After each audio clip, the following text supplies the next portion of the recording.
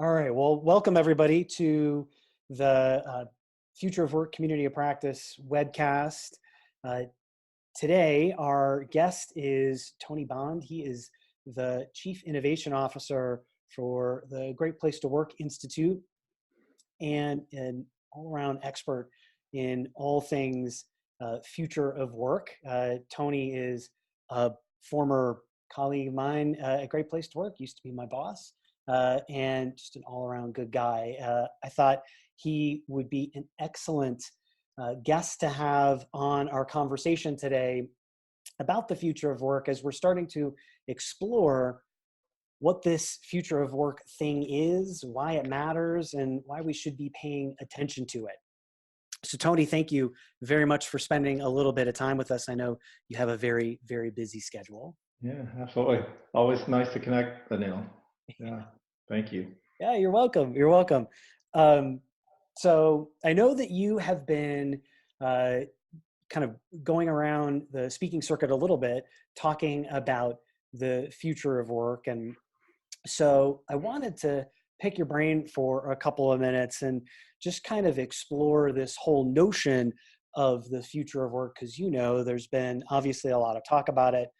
And when we read about it, it feels like it's mostly focused around technology and technology's impact on the workplace. And I feel like there might be more to it, and you probably would feel that way too. I'm not sure, but I guess Mhm. just from your perspective, what do you feel like this whole concept around the future of work is? How would you define it? Yeah, that's a really great question, and I feel like it's nothing we haven't experienced before. If you go back a few years and you think in terms of kind of the Industrial Revolution and what happened then, we had a big use of water, which we ended up using steam in manufacturing, and then it went to electricity. So that changed not only how processes were implemented, but also the type of work that people did. And then we moved into more of a knowledge economy where technology helped us quite a bit.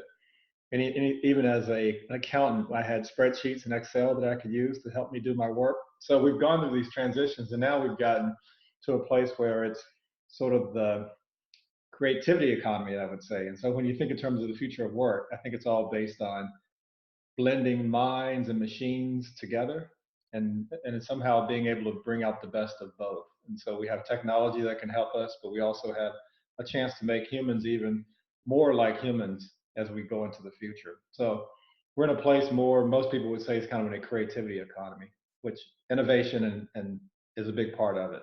So that's looking forward. How can we create more innovative organizations is one of the keys to the future of work. Hmm.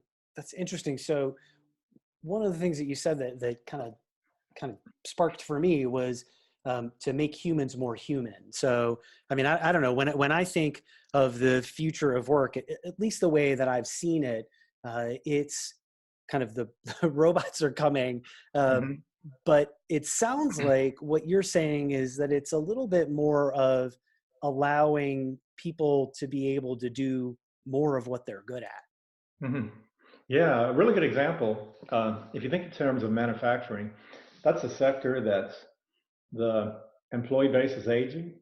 So there's a concern about bringing new employees into manufacturing. It doesn't have the best reputation, so young people don't really set out to have a career in manufacturing. So I've seen really good uses of technology in actually bringing new employees on board. So basically, an organization may use augmented reality.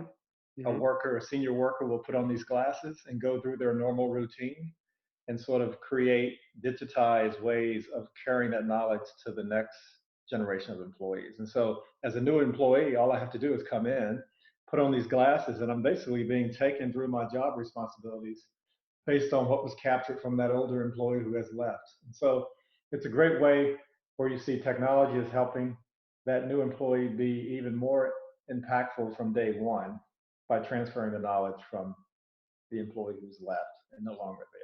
So I feel like that's a good example of how technology and machines can make us even better. It creates a better onboarding experience for a new employee in manufacturing just by capturing in a digital way the knowledge of that previous worker. Wow. Yeah, that is awesome too, because when we think about how we learn as human beings, right? That there's that old 70-20-10 rule where 10% is sort of classroom knowledge, and um, then 70% of what you're doing is on the job, right? Like learning as you're doing, and Mhm. being able to leverage technology like that would really tap into that part of the way that we learn best. So it feels like that could be a really great way to leverage technology to help people learn in sort of all areas of organizations. Exactly. Yeah, it's a great way. That nothing better than an real world experience in helping us learn. And so the more we can digitize some of those things and bring it to employees, the better off they'll be.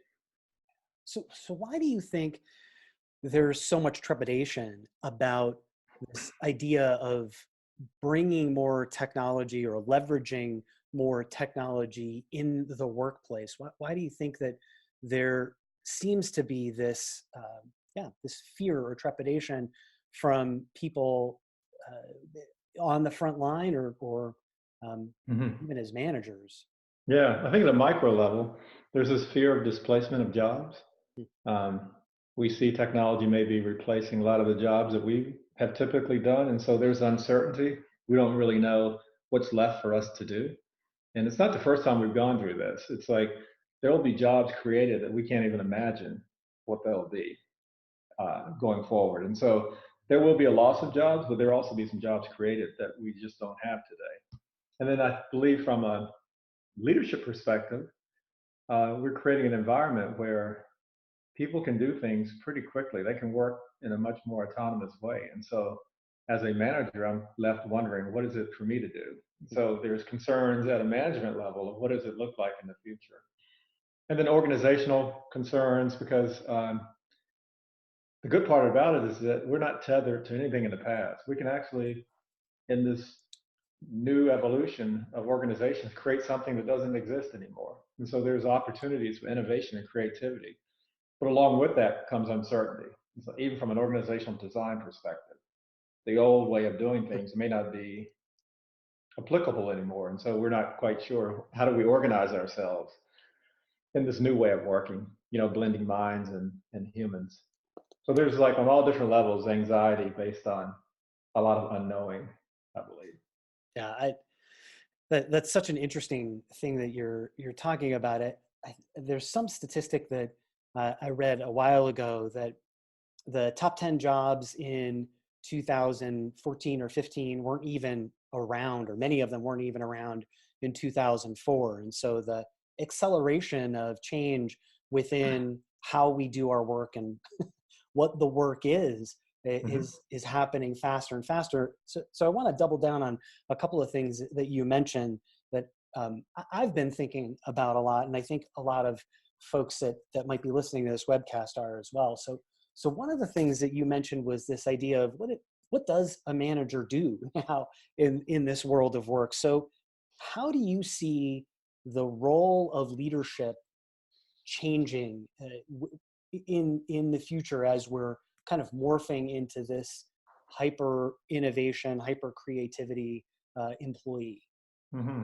Yeah, that's a great question. We at Great Place to Work, we like to use the category of sort of a level 5 leader. And leaders can be at a lot of different levels, but that leader at that level is someone who creates an opportunity for everyone to flourish. And so they are in tune with employees, know them as people, create an atmosphere where they can flourish. They're really keen on developing people and coaching and developing people. Also, I'd say sort of an orchestrator of things, Hmm. not so much kind of a master designer or a hardwired organizational structure person, overseeing rules and procedures and structures, but more of sort of an orchestrator, creating kind of a flexible system so that people can do things in a more agile way. So with that, I think some behaviors from a leadership perspective, there needs to be a greater sense of humility, um, really a higher level of consciousness, because you think about future generations of employees, there's some unique challenges that they have that other generations haven't had. And so I have to be aware of those things. So I have to be a very conscious leader and kind of an orchestrator. of creating opportunities for people to do things in a much more agile and autonomous way. Not a need for a whole lot of oversight like in the past, because with the web of things, I can quickly, as an employee, get information almost as fast as the CEO can get it. And so it's not that I have to have all the knowledge, but I have to be able to orchestrate people and create sort of the right type of atmosphere. Interesting. Yeah, it's that's so fascinating because it shifts the whole kind of paradigm from sort of manager as overseer, which I think it feels like that's been sort of the norm as I don't know over the past 100 years, something like Mhm. that. But now it seems much more like manager as coach or leader as coach or enabler. And there was a question that I saw on Quora yesterday about what does it take to enable leaders or managers to be coaches. And so now as you're kind of looking out into the future and speaking to organizations, what are you letting them know or how are you helping them kind of make that transition from manager as overseer to manager as coach or enabler? Yeah, and that's a really challenging one, because I almost have you have to look at your leadership development, like your leadership model and how you develop leaders, and start to ask the question of what are the skills and behaviors we're reinforcing with the way that we develop and train and promote our leaders. Because those skills, I will tell you this: if I looked at the top skills required in people 10 years ago, and I looked at what those skills are today, Right. 10 years ago, 15 years ago, software engineering and some of those things were really important. Today, data analysis and like data science is really important. But there are some enduring skills that really hasn't changed from 15 to 10 years ago. And those are more, most people consider it soft skills.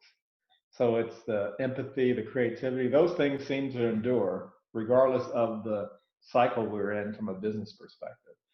So I would say maybe it's nothing new, but those leaders have to be really good at those things, because those are enduring skills that doesn't really change over time.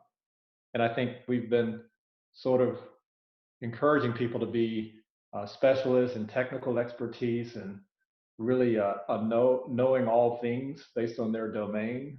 And maybe that's not as important anymore. Maybe it's more of a generalist approach may have greater impact than a specialist approach going forward. So leaders Interesting. have to, I think, have to be a little bit more flexible and maybe not go a mile deep and an inch wide, but much more of a a mile wide and maybe an inch deep, and have a little bit of knowledge in a lot of different things. Yeah. Yeah.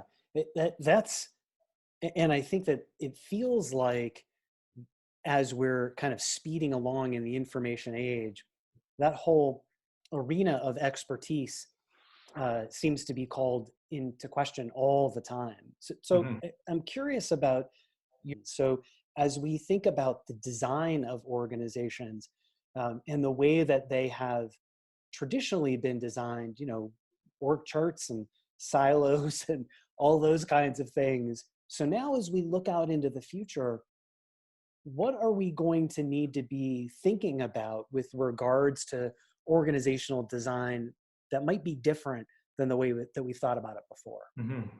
I believe that that's one area that companies really need to invest in, sort of organizational restructuring and re-examining a couple of things. The corporate culture, you have to make sure that the culture is aligned, that it's really going to foster these types of things we've talked about. Also, there's a need for innovation. And if you think in terms of software development, agile has been a big part of how that's done. And you can almost find that companies are moving towards non-software activities like marketing, customer service. Hmm. These traditional business functions are done in a much more agile approach, which means that you have somewhat, they're emphasizing autonomous, self-managed teams, different approaches to work like experimentation. So that's how almost how work is going to get done. And we've seen it with holacracy and some of those concepts around organizational design. But I feel like it may not have been that important in the past, but we have to start taking things like that seriously because work's going to get done in a totally different way. Therefore, we need to design the organization to encourage a more agile approach to getting things done. Interesting. Self-managed teams, creating more room for people to experiment and get things done and learn from those experimentations. And that typically is hard to do in a more, structured organization. It's very not tolerant to risk very much. Yeah. So I see that's probably one of the biggest things that I see from an org design perspective. Yeah. Which goes back to our conversation around leadership. So if that's the case, then I have to sort of change the way that I'm leading in order to encourage those activities the way I just described to be successful. Absolutely. Well, and I mean, it feels like we need to shift what success looks like, right? It's much more about what's the outcome versus how did we get there, right? As long as there's not dead bodies in the wake, we want to make sure that the things are happening. And like you're saying, if that means that you're working in a completely different structure or totally autonomously, then that's okay, as long as that work is getting done, and it's getting done in a way that upholds the values of the organization. That's fascinating because it feels like it requires a whole mental shift from this sort of top-down organizational structure that I don't know, ever since I've been working, that's been the struggle that we've been facing. So what do you feel like HR's role is in all of this reskilling, redesigning, rejiggering of the workplace? Yeah, it's almost like we have to have a portfolio of different types of talent. So if you think in terms of what the workforce looks like today, we have more part-time workers, temporary workers, independent contractors, and I think they make up almost 40% of the workforce. So I'm challenged as an organization from an HR perspective. One of my responsibilities is bringing in talent that we need in the organization. Well, that talent's going to look probably totally different than it has in the past, the mixture of talent, not just full-time employees, but I'm getting work done through contractors and all these different modes. And so that's one thing. And I think also, to me, the most critical part of the future of work is, I believe, creating a learning organization. And typically, learning and development falls underneath human resources. And so, how can we create like life, not just lifelong learning, but life-wide learning, where people are able to learn many different things in the organization? Because the more we can do that, the more flexibility and agility we have, and the better off we'll be long term. So it has to be really a learning organization. I believe HR, the walls of the organization is much more porous now as well. So it's not just all done in-house, but it needs to be done however the best way you can find to get it done. So it creates this need to be much more expansive in how you view learning and development. So those are two things that I feel like really impacts HR. And then the last one we've already talked about is the whole leadership development model. And we need to rethink what that looks like and put our leaders in the best position to lead in this new environment. And that's really a facilitation of what HR, does. Yeah, and it also feels like HR really needs to be much more causally connected to what's driving the business, because if they're creating a learning organization, they have to be learning something. It has to be in terms of what and in terms of where. Right.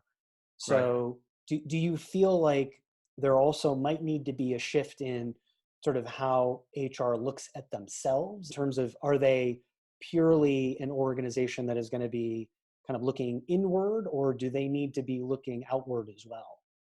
Yeah, that's a really good point. I think there definitely needs to be an outward focus. You could almost say, I'm just going on a limb, is HR, human resources, the right term for this function going forward? And I remember John Mackey, I was at a conscious capitalism event, and he was like, I don't really like the term human resources, because a resource is something you use and use up. And I don't see my employees as being a resource in that way. And so maybe it's time to really rethink what is the best, because what we call things has a huge impact, and so Yes. maybe it's time to even rethink that. But there's no function in the organization more important than what we know as human resources. And I totally agree with you. There needs to be outward looking. And I feel like human resources can bring a lot from the outside world back into the organization. And maybe our focus in the past has been way too much on just what's happening internally with our employees and with our leaders and with the different functions of the organization. Yeah. Yeah. One last question about sort of this broad topic. And as you're thinking about sort of what's the most pressing or critical thing that organizations need to really be focusing on right now? Is there kind of they're going to take that next or first step into this sort of brave new world? Mm-hmm. Where should they be putting their resources, their time, Mm. their effort? Yeah, there's so many things. One that really raises to the top that's really important today, and you hear a lot of conversations around it, is building, whether you want to call it diversity and inclusion or more diverse organization, because I believe that leveraging diversity is almost like it's how we innovate, it's how we create resilience in the organization. We can't have some employees not bringing all of themselves to work, because we need everyone to kind of figure these things out. And so we need the best of everyone. And one of the things I think every company needs to really examine is, are we creating a culture where we can maximize on the human potential of everyone in your organization? And you can call it diversity and inclusion, equity and inclusion, or belonging, whatever name you want to use, but we have to make sure that first and foremost, leaders are creating that type of an environment. That's really where your resilience is going to come, and your innovative capacity. I think is going to be driven by diversity, because that's become really a powerful business requirement today. Interesting. Yes, and I think I had this really interesting conversation with a VP of learning not too long ago, and he was talking about this idea of inclusion, that it needs to be a much broader definition. So when we're talking about inclusion, it's not just sort of the big five or six that people mention a lot, but also sort of your socioeconomic state, where you went to college, what you like to do in your downtime, all those kinds of things. Like, we need to be able to create these environments where people really feel like I need to bring, or I can be myself here at work, no matter who that self is, because that allows me to be, that allows me to bring my best ideas and challenge thinking and all those sorts of things. So, Yeah. And I recently had the fortune to interview some MBA students last year, kind of a side project, and really getting these are students who had worked in a corporate environment, huh, left, went back to school, full-time MBA, and now they're in a place where they're going back into the workforce. wow, And so I was really curious, what does that experience, how does it change what they're looking for this time around? What's most important? And the things that you described is probably the most important thing that they brought up as far as their hopes and aspirations of a rebounding and doing a different career. And then the other thing is, there's a huge amount of concern around financial stability, being able to have a family, paying off student debt. So organizations of the future needs to understand that the employees are bringing all of this to work. And so we have to have a culture where we can address those things and accommodate people in a different way than we did in the past. yeah, Because this future generation, the needs, some are similar, but a lot of them are much different than yeah. they were for me. No, I feel you. I think it's fascinating, like that whole idea that you were talking about, a porous organization.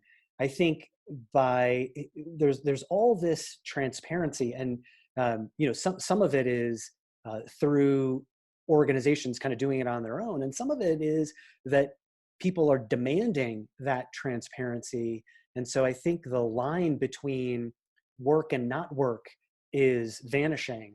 Mhm. And I don't know, you can have an opinion about whether that's good or bad or not.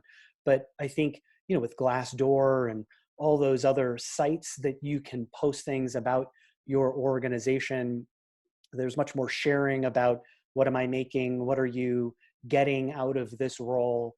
Mhm. It feels like uh, that organizations are just going to need to come to grips with some of that, and get past this idea of uh, being able to hold all that information within their four walls, because it's just not happening. Right. Yeah. Have to be much more transparent and open than we have in the past, because that is really important. And then also, people are looking for a deeper purpose in what they do. We know that from our research. And so we have to make sure HR and the organizations are creating that sense of purpose, because if that's not there, then people are not going to want to stay for a long period of time. Yeah, yeah, and it's that whole right, that whole notion of meaning, right? Does the Right. work that I do, coming in every day for however many hours that I'm coming in and checking email and whatever it is that I'm doing, does it serve a bigger purpose? Am I having a positive impact, or maybe sometimes just an impact Yeah. on an organization? It's funny, and I'm sure you've had this experience. I remember clearly, early in my career, I would get asked by the boss to, do this really important project. And it just happened to be on Friday night. And, do this work over the weekend. I bring it in on Monday, and they're like, well, we're not sure we really need this anymore. Hmm. And Right. I think, employees nowadays probably just wouldn't tolerate that. I No. don't, I don't think that there's room for that in the world of work anymore. No, So there isn't. And things need to be pretty flat too. I mean, if I have a great idea, why do I need to go up through the chain of command and tell everyone? I just go to the CEO and tell that person directly. And I think it's also you have the way people are raised and the way the kids grow up. They see it's different than when I was a kid. You had the father who had the dominant voice, made the decisions, and the mother sort of supported that. And then our kids found that there was an equal sharing of responsibility and decision making between my wife and I. So they felt like they had a voice too. So it wasn't like the father was making all the calls. And so if you're growing up in a household like that, you expect the same when you go to work. It's like I have a voice. My voice should be heard. I should be able to take it to whoever I want to. So no disrespect to leadership, but we can't be surprised if employees want to go straight to the top and share their ideas. yeah, it's funny. It just makes me think of, even nowadays in politics, the all of our senior leaders are putting things on Twitter and posting things on other social media, and you can communicate directly with those people. So Hmm. if I can tweet back to the president or to the prime minister of the UK, why shouldn't I be able to talk Right. to my CEO? It seems logical, right? Yeah. And as individuals, as people that are coming into the workforce or that are in the workforce now, what advice would you give them to make themselves ready or successful in this sort of new world of work? What? Hmm. Yeah, I would say be open to different experiences and try different things. But I would also um, encourage people, because one of the things we find is that people want more and more training and development. They want to learn, they want to grow in their career. And I feel like we're growing naturally, but we don't always realize that. And so I would encourage anyone, especially a young person, when you're involved in a project or you're doing something, to build some time for reflection, and reflection in a way that look back at it and what did you learn from it? What would you have done differently? And then not just reflect on your own, but share it with someone else.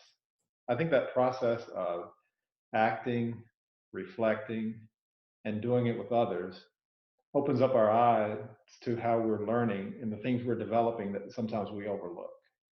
So I feel like that's an important skill that everyone should really focus on going forward, because we need to have a learning organization, a learning mentality. And I think reflection, I've heard someone say that we don't learn from experience, but we learn from reflecting on experience.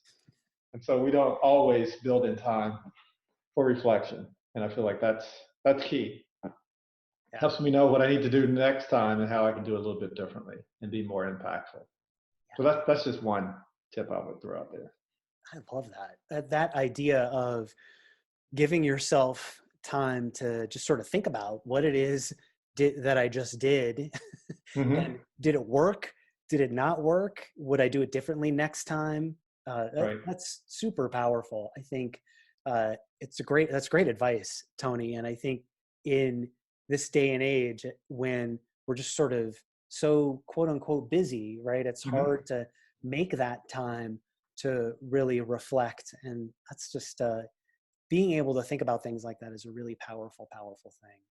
Yeah. And we need to be creative. We need to be innovative. And you can't be that in the midst of your day to day grind of just getting things done. You need to create space, whether it's in nature or just a way to reflect and figure things out. So I feel like that's really important. And I saw recently, I think it was a stat where they said that things are changing. Like public companies have a 1 in 3 chance of ceasing to exist in their current form over the next 5 years. So they could be bought by someone, or something could happen, or they don't exist anymore. That's like 6 times higher than the rate 40 years ago. So it almost isn't an option to do some of the things we've talked about. Think about restructuring and what that looks like. Think about leadership and what that needs to look like. Figure out a way to engage people at a level that they've never been engaged before. All those things is almost, maybe we're in a period of chaos, but with chaos, we have opportunities, and we're not really tethered to the past. So it's an exciting time, I believe, for people. Yeah, no, I would totally agree with you. I feel like, and you know, I think you and I are contemporaries in terms of age, and I think it's, you know, I remember when I first started working there, this kind of opportunity to to do work in different places, to experiment on things just wasn't available. And No. it really is an amazing time to be in an organization, or to be working with an organization, or around an organization, Mm-hmm. wherever you are in the world of work. It Um, really is. I mean, companies weren't that concerned with environmental impact, social impact, and all those things when I started my career. And the biggest question I had in an interview was pretty much, what can I make in this job? right. So I'll tolerate all the pain and suffering if I can make enough money. That's not a good strategy anymore. No, So no. yeah, I agree. Companies are a force for change in a really positive way today. Yeah, they can be. They can be. So one last question. I'm just curious about, so as you're thinking about 2020 and beyond, what are the things that are really kind of making you curious? What are you exploring this year? Hmm. Yeah, that's one of the things I've always been interested in is helping people that are sort of disadvantaged. And I know that while technology has provided improvements like productivity, and businesses can do things at a much lower cost, and so technology has been great. But at the same time, we have the highest income inequality level since 1929, and so that's always something that I'm concerned with and trying to figure out. So in 2020, I'm asking myself, what is my role? How can I be a part of eliminating some of the inequality that exists out there? You've worked with us in San Francisco, and wonderful city, but at the same time, you have so many people that are homeless, and it feels like while companies are doing a great job, there's more than, and individuals, there's more than we can do. So that's one of the things that I'm personally want to focus on in 2020. And then that also just better understanding what this design needs to look like for organizations. Because I feel like the way we structure ourselves, that's the most important thing. How do we organize ourselves, and a lot of other things just build off of that. So digging deeper, sort of double clicking on that is something that I'm very much interested in. And then the third thing is diversity and inclusion. I just feel like that's the center of everything. Uh, we can't do what we need to do if every single employee, not just the minority, but the majority also have to feel like they're being cared for and nurtured. So it impacts everyone. So those are probably the three things. Wow, those are awesome.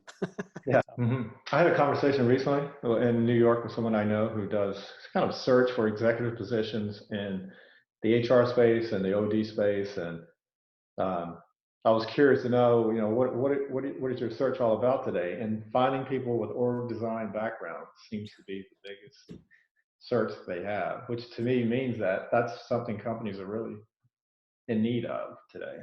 So, a great place to work. That's not our main focus, but we have the eyes and the ears of leaders, and the more that we can support what they're trying to get done in their organization through the lens of culture, the better impact we can have. So, Tony, thank you so much for your time, and I just appreciate talking to you. What a great way for us to explore this idea of the future of work.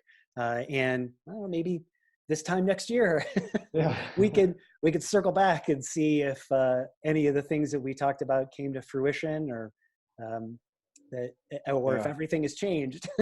yeah. I would love that, and always nice to connect with you, Anil. And thanks for creating this opportunity. This is really meaningful work, and I feel privileged to be your guest today. So, thank you so much. Well, you're very, very welcome. All right, everybody. Well, thank you very much for participating today in our webcast, talking to Tony Bond, the Chief Innovation Officer of the Great Place to Work Institute.